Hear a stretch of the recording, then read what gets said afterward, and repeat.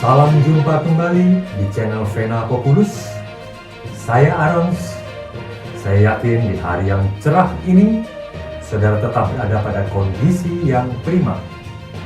Sehat, damai, penuh cinta dalam keluarga, tetap semangat, karena saudara adalah warga Jambi yang luar biasa. Saudara-saudara, di 2 episode terakhir, kita sudah membahas tentang 2 hal dalam analisis SWOT, dalam hal identifikasi, yaitu identifikasi kekuatan, strength. Yang kedua adalah identifikasi kelemahan atau weakness. Nah, pada kesempatan kali ini, kita akan masuk pada hal ketiga, yaitu identifikasi terhadap peluang atau opportunity. Sedikit mengulang kembali bahwa identifikasi dibutuhkan sebagai langkah awal dalam hal penentuan program-program kerja,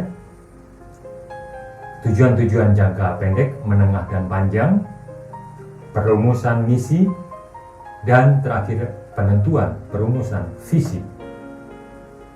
Mereka yang tahu tentang manajemen, memiliki pengalaman, pasti melakukan hal ini. Identifikasi terlebih dahulu. Baik, tentu hal ini merupakan hasil dari identifikasi yang telah dilakukan oleh Ibu Ratu Munawaroh. Yang pertama adalah industri kecil dan menengah di Provinsi Jambi sedang tumbuh, dan permintaan atas hasil produk-produk industri kecil dan menengah adalah tinggi. Bidang-bidang apa saja? Kemudian, yaitu pertama, madu. Madu di Jambi memiliki potensi yang luar biasa. Ada peluang di sana. Siang hari ini bisa lihat para peternak madu di Desa Danau Lamo. Tadi saya udah diceritakan tentang penghasilan mereka luar biasa, dan ternyata dengan adanya corona ini menjadi hikmah karena banyak yang cari madu buat meningkatkan imunitas dan menjadi mereka semakin laris ya.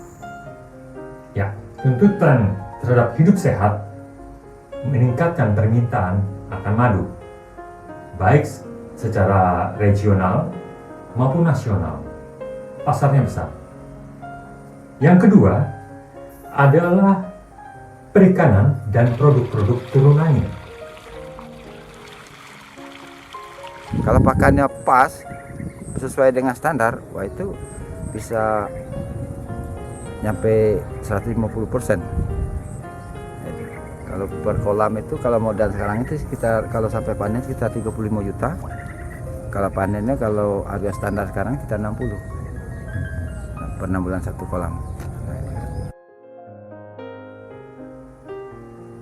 Hal yang ketiga yaitu batik. Batik Jambi adalah khas, unik. Dia memiliki kekuatan tersendiri, baik dalam hal pewarnaannya yang natural, dan motifnya memang unik. Dia memiliki nilai-nilai filosofis di motifnya, dan ini memiliki peluang yang luar biasa. Kualitas ya, ngejar kualitas. Ya, setiap itu ada segmen pasarnya sendiri.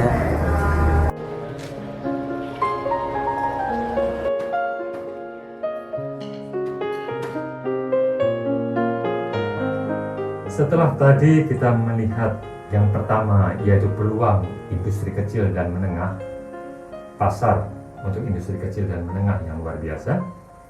Yang kedua adalah bahwa seni budaya dan alam yang dimiliki oleh Provinsi Jambi itu luar biasa.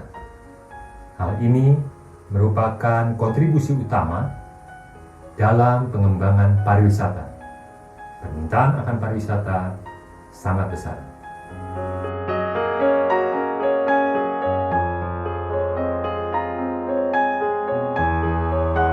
Jika segala potensi wisata yang dimiliki oleh Provinsi Jambi dikelola secara sinergi, berkelanjutan, dan dengan tujuan yang pasti, maka pariwisata di Provinsi Jambi pasti akan luar biasa.